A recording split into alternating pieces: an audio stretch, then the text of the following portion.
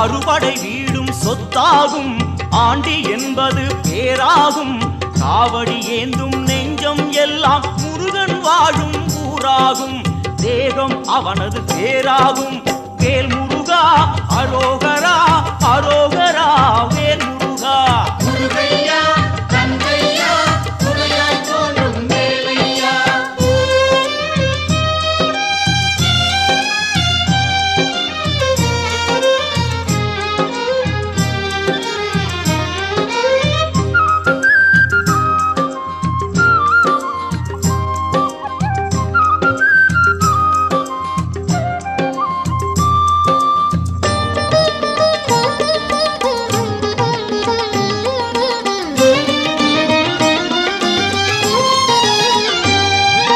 பங்குனி மாதம் பால்குடம் ஏந்தி காவி உடையோடு வருபவர் கோடி